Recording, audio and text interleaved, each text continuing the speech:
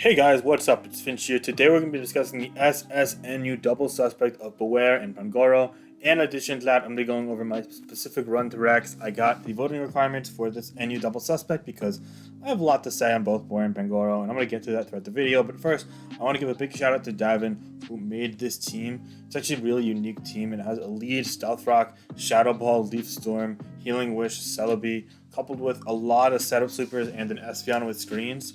There's just a ton of well thought out elements to this team. And we're going to go over all of the sets in due time. But first, I do want to say that the suspect was on Bewear and Pangoro. Normally, suspects are limited to one Pokemon, but at this point in time, it was really the opening up of the suspect process in NU. After we'd council banned a lot due to the metagame constantly changing with DLCs, and that's never really getting a chance to get settled. So now we're finally settled. We want to give the public a chance to participate in the suspect process, and it definitely made sense to rather than have a double council vote to have a double suspect. And personally, I think Bewear is definitely broken. The Swords Dance set, coupled with its amazing bulk and its coverage, hit everything with Double Edge plus Drain Punch for close combat and Darkest Lariat. And with Fluffy, it has immense physical bulk, stomaching even the strongest of super effective physical attacks in tier, in all honesty. You can run Shoppleberry or Silk Scarf. Personally, I prefer the former due to the abundance of physical attackers such as Pangoro, Opposing, Bewear, Mienshao, etc. But regardless of that fact, there are a ton of different routes you could take, and it's a very strong Pokemon. It's always me carrying its weight, and there are very few checks and counters to it, with Cresselia really being the main one. And even that, you have a chance of cheesing your way past depending on the set and circumstances. So yeah, this team also had a Shell Smash Blastoise, which in my opinion is not only the best Blastoise, but the only set.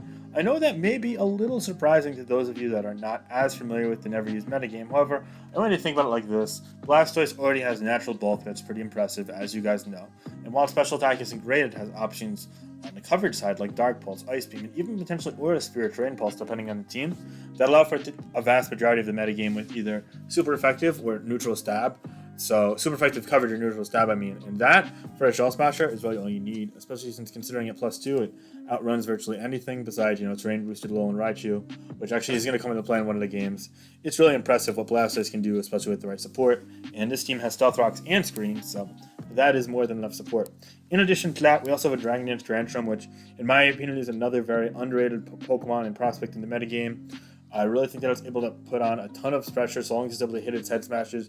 Very few Pokemon are able to resist a combination of close combat and head smash, and in addition to that, if fairies and steel types are cleared out of the way, then Outrage can go nuclear on teams as well, making it so the Tantrum is not only a strong Pokemon, but also a sweeper with some decent, longevity potential as well, since it's also ran a Lumberry to help with status or potentially the Outrage confusion. Just a standard Screens Espeon with Yawn, like Clay, nothing out of the ordinary. And last was a set that I found to be quite unique. It was a Focus Sash Salazzle. That lets it take hits by surprise and either get a surprise revenge kill or just bolster that into a sweeping opportunity if something like a Flagon wants to take it out. As Dragon Pulse coverage hit that, hit Guzzlord, hit Alolan Executor without, I guess shoot Alolan Executor regardless, I'm just staring right out, so don't mind that, but also Dragalge. So yeah, but all in all, this was a really great team. I used it for all, I want to say 30 or 32 games, something like that. But yeah, so I'm just going to go over 5 matchups that I thought are somewhat representative of the metagame and how I played them out. So the first team I faced was a pretty common archetype I saw on the ladder. I faced it 4 or 5 different times by 2 or 3 different players. This is a Trick Room team that Wolf972 seems to be using here. He has a couple of Trick Room setters. The Alolan Executor might be one, the Cresselia definitely is one, and the DNC definitely is one. And then he has some slow, strong attackers like the aforementioned Alolan Executor, as well as a Scavalier and Coppernajaw, which is really cool. And finally, Lunar Dance on Cresselia and Flygon, can defog, can be Choice Scarf utility in case Trick Room's not up and whatnot. Also gives you a ground type that's immune to opposing grounds, which can be cool. So yeah, without further ado, we're going to proceed. Right off the bat, I noticed this is going to be a hard matchup. Switching into Alolan Executor, impossible. Switching into offensive DNC, pretty hard. Switching into Scavalier, pretty hard. So I knew I had my work cut out for me, but I also knew that I would be able to win if I play my cards right. Emphasis on if, though. I had to not only out-execute the opponent, but also manage the field so that if given 2 or 3 turns ahead, he has an opening. I have to make sure that opening either is minimized or whatever he gets out of it, I get a trade in return. So I kind of have to play proactively in a sense that I don't forego long-term positioning, but also make sure I maximize current positioning, if that makes sense. There's a lot that goes into playing these games in my opinion. So right off the bat, I lead Flygon. I lead Celebi just because it's my standard lead. I don't see anything that can stop me from clicking Stealth Rocks. I know this isn't Choice Band, so I could stomach that U-turn. I want to go for a Leaf Storm just in case he was like a slower U-turn variant, like a Choice Bander, in which case at least I'd get a lot of damage off on it first. But he went Crest, which gives me an opportunity to get Rocks, obviously he goes for Trick Room. That's fine with me. I just go back to Bewear here. Now, honestly, I predicted him to want to take advantage of the Celebi switch and go to the Celebi and go to something like his Cavalier or Flygon. He went for the Moonblast, which I didn't really understand because it didn't kill the Celebi, and if I was a recover set, you could have just wasted all of his Trick Room turns there. But also, I had a feeling that he might have known the team and he was okay taking it to Ikea, knowing that kind of ease over prediction. So either way there, I definitely lost some of Bewear's health unnecessarily, but I'm also stalling Trick Room team, so it's not the end of the world. I go Blastoise here now. He goes for Moonblast, and he gets a drop in that activates Power Herb, so he knows what I set. So at this point, he's like, okay, I have a couple turns of Trick Room left, and nothing on my team really one-shots besides Lone Executor. He's probably going to go for a Dark Pulse or even a Shell Smash here. So therefore, I'm going to go to Lone Executor, and I actually am like, okay, I feel like I'm a little behind at this point due to that advantage on Celebi and Bewear. So I'm going to go for an Ice Beam, calling that. If he stays on Repress, at least he's, wasting turns. So thankfully, I called that correctly, take out the Lone Executor, and now that is one huge sigh of relief on my end. Able to scout out the Purge going for Power Whip, and it looks like, yeah, it is an offensive Power Whipper, so it's fine with me. And now I get the Bewear in, it's still at 34%, and I'm able to go for a Drain Punch, doing a nice 30% to that DNC, recovering myself up to around half health, and I know he's going to go Trick Room or Stealth Rock here, so I'm confident going for another Drain Punch, and he gets the Trick Room up. I go right to Espeon here, hoping to catch a Stealth Rock, but he goes Moonblast, gets a drop, it doesn't really matter, he actually 2-heals me with Meteor Beam on the following turn, which is a good set on his end, so massive props to Wolf972 for that. But I know my Blastoise can summon even a +1 Moonblast and live in torrent range, so I'm going to take him out there easily with a Surf from 27, and he's forced to go back to Cresselia. Which is fine with me as I go to Celebi here, and after I said before, I am able to stomach a Moonblast net percentage, Trick Room runs out, and I feel comfortable going for the Healing Wish there, bringing in my Blastoise, filling it all with the full, and that's amazing because he doesn't have many things that could one-shot it, so I feel confident just pulling off a Surf there. He gets his Converge out back in, but that's going to be too late as I go Tantrum here. Heavy Slam might take me out, but that is okay, as with Drain Punch, I gained a lot of HP back on Bewear. So despite Heat Crash hitting, essentially for super effective damage, so that's basically super effective 120 base power physical move on my Bewear. Due to Fluffy, I'm able to tank that and easily recover back half of my HP, considering how high Persia's base HP is and how middling Bewear's base HP is with a 90% Drain Punch. And given that, I'm just barely able to edge out a Heat Crash roll, but I don't want to risk the roll because he gets max damage or he might be an item I'm unaware of. So I go Blastoise there, waste the last turn, and now I'm able to really, he does have Trick Room for SCM, so I'm going to really win the game here. Blastoise gets a Surf kill on Persia. He has to go Cavalier knowing he doesn't want to take Ice Beam with Flygon. So I get another 35% Surf on a Scav. Knockoff does 38 to me, but he takes Life Orb. And now I go for another Surf here. And close combat, he is going to take me out, but that is all fine and well with me as my Bewear should be able to live an Earthquake. In addition, I also have a Sash Salazzle, so we'll make sure he locks in an Earthquake and he's not like non-Scarf. Since he's not Scarf, I just win with the Dragon Pulse. So yeah, I go for the Dragon Pulse there, do 71, putting it in range for Bewear. And from there, I'm able to just game the game with Drain Punch as long as he doesn't get a crit, and he doesn't. So Trick Room matchup is definitely challenging. They have a lot of faster threats that can really outright demolish us, like the Converge off, it clicks right move, his Cavalier, and a Lone Executor, but we were able to outmaneuver it pretty well in this game, stall the turns and really diminish their returns for what they thought would be a very prosperous, fruity setup or two earlier on in the game. So yeah, I was confident in that matchup, and I think this is just one example of kind of the cheesier side of the metagame all in all, because both teams were kind of based off of that type of strategy, but still a fun game in my opinion. Next up, we have I'm playing against Hale. Me playing against Hale. It's NUPP Sunny. Not too sure who this is, but it looks like a fellow competitor going for Suspect Rex. I hope you got it, my man, if you're watching this, but unfortunately, I'm going to have to beat you bad here. So Hale actually is pretty naturally good against us as well. I lost one game to Hale earlier in my run, actually, which was unfortunate, but all in all, Arctivish under Hale is just super problematic. And even alone, Sandslash can do the trick too if you aren't careful. However, having something like Bewear in the back is pretty nice. And I'm actually okay just going for the Drain Punch turn 1 as nobody goes Blizzard here. They all go Rocks. I've noticed that as a trend. They're scared of like Salazzle coming in for free. So here I just break the Sash and bring it all the way down to 1 with the Drain Punch. And thankfully he, as I said, goes for Rocks, which does make a lot of sense because I have an Espeon. Now break Salazzle's Sash and I have no Spinner. He doesn't know that necessarily yet, but either way, I go Darkest Lair here just in case he goes to Decidueye. Either way, that takes him out. He goes Dragology here. I'm okay going for a Double Edge here because I want to get damage on this, put it in range for things. He does take me out with Draco Meteor. Yeah, that's fine, but now he's in range for everything besides Celebi to kill it when nothing really did so beforehand, so it's fine with me. I go Celebi as a bluff of Psychic, and I get rocks up. In hindsight, I wish I wouldn't fall on Leaf Storm, because that would have killed the Arctivish, but I had no way of knowing he'd go to that, so it is what it is. He goes Ice Crash, and of course, it takes me out after Life Orb damage, so that's going to put us in a 5-4 game in favor of him, but I get Espeon in here. Not only do I get Reflect Up, but his Fish's Strand is indeed slower due to Hail running out, and I get a Psychic up for 53% the following turn, and after Psychic Fangs to, I suppose, break the Reflect, yeah, good play. He's now in Stealth Rock Range, he lets it go, and we're back in a 4-4 game. He also goes Vanilluxe, which is fine by me as my Espeon's quicker, able to do 47%, and ultimately that puts us in a pretty even position. I do have one less Pokemon, but his Vanilluxe is quite weakened, and Slash is able to take it out with Flamethrower in the following turn, so at this point Slash looks amazing against everything besides Sandslash, which can outrun an Earthquake with Hail Up, so unfortunately for me that's what's going to happen, but Sandslash coming in at +0 and getting a kill is going to open up room for my Blastoise to get a Shell Smash up and ultimately sweep the game. Even if Sandslash wisely goes for Rapid Spin so it can get 2 quicker hits in, that's going to be just not enough, as you need an Earthquake crit after Hail to even have a chance of killing, and he doesn't even get that, so I'm in business as he brings me down to Torrent, +2 Surf takes that out, and from there I'm like, oh, I'm good, but wait, Decidueye reveals Sucker Punch. I'm like, oh damn, it's a physical Swords Dance Decidueye. So now at this point, I've got to really, I've got to hope for somehow this can't kill me in one shot, and if I can't, then I think Outrage should still win from Tantrum, so it comes down to his set, and I'm quicker, and Outrage takes him out. It might have been a roll in all honesty, I'm not sure. This is a very strong Tantrum, but regardless, I don't think he could have taken me out in one, but maybe if he lived Hail, Sucker Punch could have taken me out. It really came down to that, but great game, Sunny, all in all. I really enjoyed this, so yeah.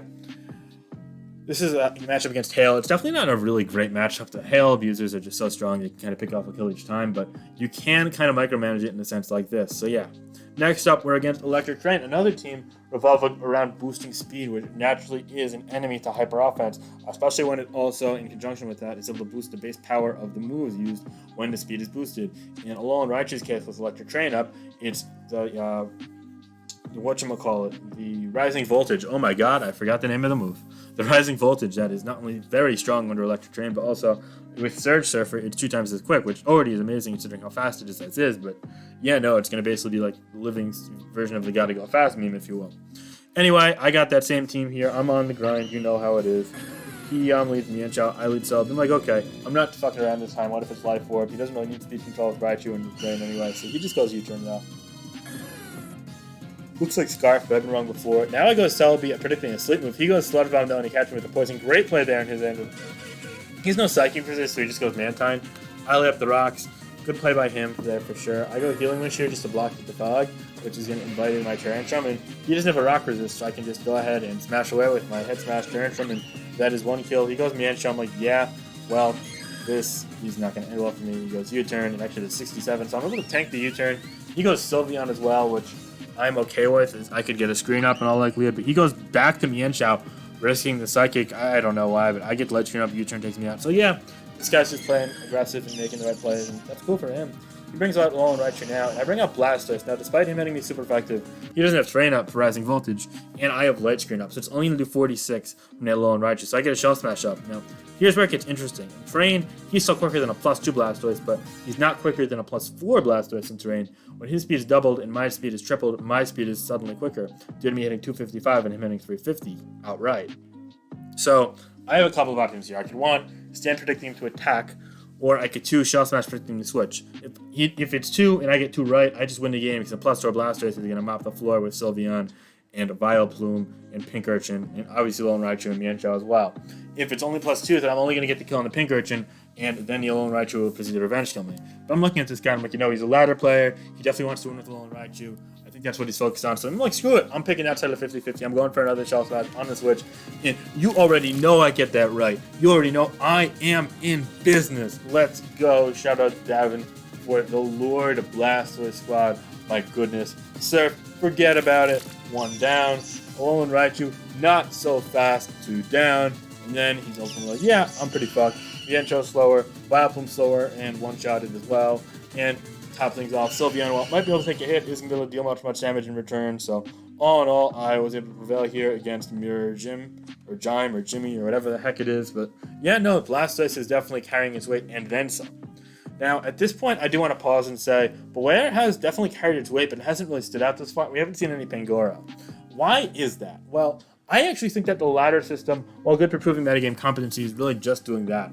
Over a 40-game sample, there's a chance you don't run into many Bewear or Pangoro, even if they're common Pokemon, just because of, who's playing at what time and whatnot, and what their teams are any given day. So I like to come into suspects and only vote on them if I have a prior idea of the metagame. This is just a personal thing. You can, of course, ladder it as much as you want, and OU if there's no U suspect, UU if there's UU suspect, yes, get Rex, and vote as you wish. But for me, I already knew NU, and I already had opinions on both these Pokemon. I have opinions I voiced in the council chat and posted in the thread as well. As for Bewear, as I said before, I believe it's broken. It's got the combination of bulk and strength that's just unmatched due to its coverage. Nothing really checks it besides Cresselia, and that alone is very limiting. It's forcing the hand of more specially offensive teams, when in reality, that is just not how the metagame would jive otherwise. And all in all, I think Bewear's impact is a huge negative on the metagame, very limiting, and it's going to continue to have such a presence on the tier if it were to remain. As for Pangoro, I'm a lot more conflicted, in part because my own Bewear has basically checked it with the Choppleberry, but also in part because not only is it slower than Bewear, but on top of that, it's also frailer. So all of a sudden you're like, for Pokemon to really thrive, they either need to be bulky enough to tank hits and really make use of that, or fast enough where it doesn't have to take hits, because the turns again involve the other user going for a move, potentially an attack that will damage you as well. And you got to kind of play the turn-by-turn game with some of these Pokemon. And the fact of the matter is Pangoro definitely does not thrive in a practical context as well there. However, on paper, it is the definition of broken in my eyes. It is able to really break through cores. Nothing switches into the combination of moves it has. And while the tier has definitely done a nice job carving out some soft checks and counters, that does not mean that it's reliable. That means that in most games, Pangoro is going to, at worst, trade if not get multiple kills if used properly and switched in on a safe, turn. Again, there's definitely some risk and reward to it, which in my opinion is a competitive value, and I love seeing that being, employed in the metagame, and metagames evolving around Pokemon that are more prominent, that they don't have to worry about as much because of that. But at the same time, I also see why it could be argued to be broken just because of how limited the counterplay is. So I'm actually on the fence about Pangoro, and I'd love to hear what you guys have to think down in the comments below. But anyway, this is my game against a Ditto Stall team. Now, what made me anxious about this game was the fact that he had Ditto. Ditto being something that could basically take all of my setup and just throw a middle finger in my face. I'm like, wow, all of a sudden I can't set up despite using a setup spam team. That's not fun. But he's also got Stall, so that's even less fun. So it's like a dick measuring contest of what's the least fun somehow. I go Rock Stream 1, and this man clicks Rocks and spent my Espeon there. Great play there by NUPB Stall. I'm not sure who this guy is. He goes Jarable. I'm like, yeah, that's down fair.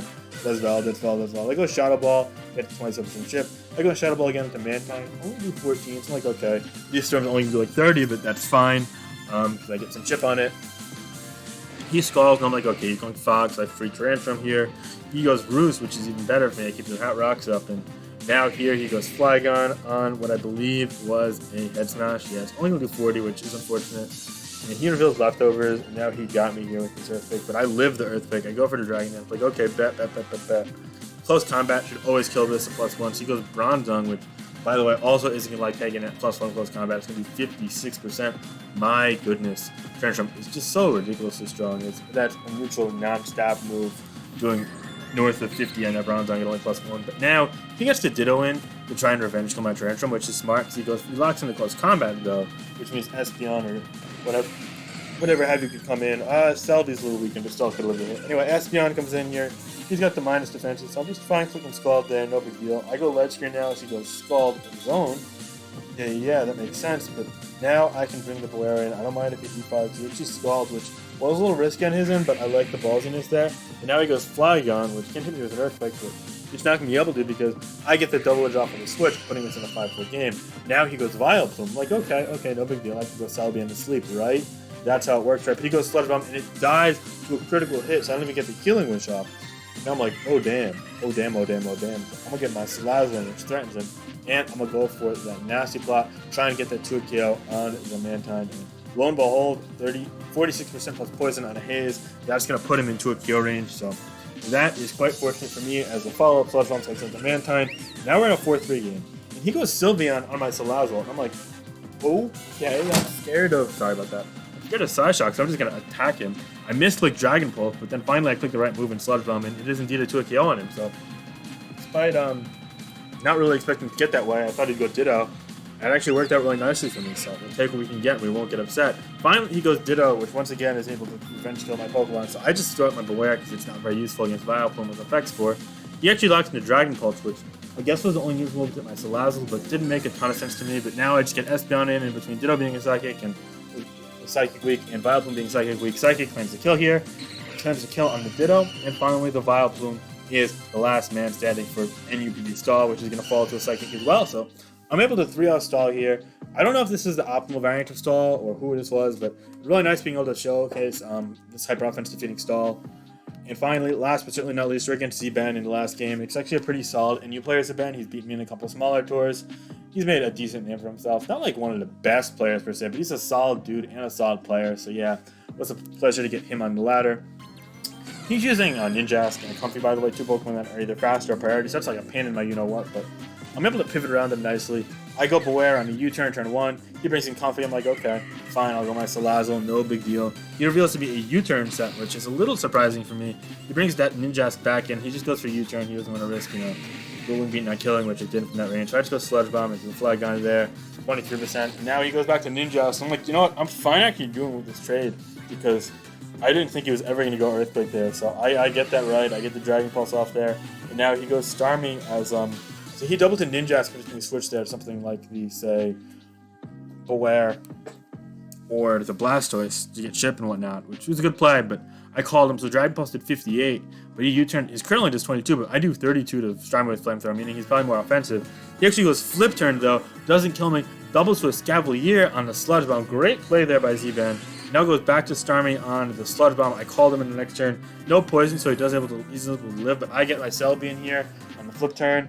And unfortunately, this means he gets the Ninjask, and this is the problem, because he could, vortex himself between U-turn, Flip Turn, U-turn, Flip Turn, U-turn, Flip Turn. I'm like, crap. That is a problem. So I need to find my way out of the vortex, if you will. Ninjask comes in here, as you can see. And I go Bewear again, just trying to scout him out, see if he's going to be tried and true to his game plan, or if he's going to strafe at the second he sees a chance to. I go Celebi on the Starmie here. He goes Flip Turn again. I'm like, yeah, okay. Man got me into vortex. Well played on his end. I'm going to go Bewear one more time just because I feel safer with that regard as opposed to doing something else.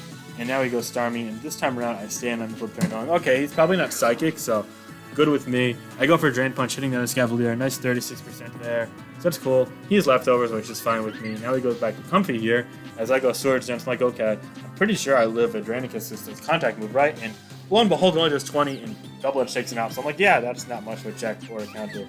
It was Rocky Helmet, though, so it brings me down to 23, which is the problem is now I'm in Ninjask range. So I fired off the Salazzle, and it's Acrobatic, which is even stronger somehow than Dual Wing Beat. So that's a big problem. I go Tantrum here, and he goes for Attack as I Dragon Dance. I don't get that because he knew that he had to U-turn out there to something else, and after Dragon Dance, I outrun everything else not named Scarf Flygon. So it was chill with me. I figured, he'd go Scavalier, and I could just kill in one shot instead of having to hit two.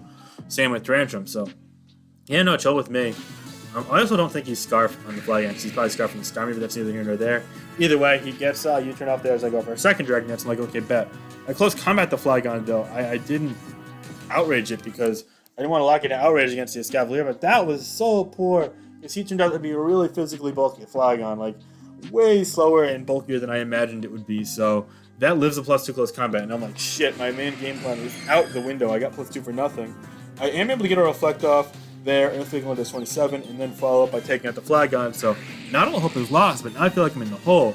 He goes to his Ninjask and gets a 50% U-turn off, which is a great play. And he proceeds to go as Cavalier on the lead screen, which, again, he's making a lot of great plays here. I go for Yawn, though. That means he's going to be asleep after this turn, and he greedily goes for a Swords Dance, trying to break through the Bewear plus Blastoise. And now I can go Bewear. He goes Starmie. I'm like, okay, that's fine with me. He goes Psyshock, but locking the Psyshock with the Reflected Light Screen up means that it's Blastoise time. So finally, I get my Blastoise against the world moment. I go for the Shell Smash here, and now Ice Beam takes out Tantrum, Dark Pulse takes out Starmie, Surf takes out the remainder, but I just have to avoid being crit by U-turn from the Ninjask after a Protect, or even getting crit by the Scavalier. He only goes Knockoff there. I have no items, so Surf +2, so Kyo, and now, yeah, it's pretty much the Blastoise on Ninjask show. He's able to go for a Protect here as I attack, meaning he's quicker. If I Shell Smashed again, I would be quicker than a +1 and +2. Yeah, now he goes U-turn. He's 33. Starmie is his play here. It's fodder. And now, again, Ninjask against the world for him. So the Blastoise against roll for me. So he goes Protect here, and I calmly go for Shell Smash because I knew my Psychic types were not delivering U-turns after this. So I'm like, you know what? Screw it. Let's go for Broke. And I am able to go for Broke here. I don't have to risk an Acrobatics roll. I'm able to take out the Ninjask with a +4 Surf, and that'll be that. So yeah, good games today. I'm glad I was able to get Rex. All in all, this is a fun experience. I'm voting ban on Bewear, and I'm on the fence about Pangoro, as I said before. Let me know your thoughts down below in the comments, and I hope you all have a great night. I hope you guys enjoyed the NU content. I know it was a little quick because we're using hyper-offensive teams, and that's maybe not the norm for this tier, but it definitely was a fun time, and I felt like, you know, a nice, a little bit less than a half-hour video on analyzing the NU metagame would be fun. Definitely more coverage for future potential suspects and topics in the NU metagame. Let me know your ideas down below, and I hope you all have a great day. Be sure to like, comment, subscribe, and check out the Discord or the Twitter if you guys want to stay in touch. Alright guys, peace out, talk to you later, and I hope you all have a great, safe week. Bye.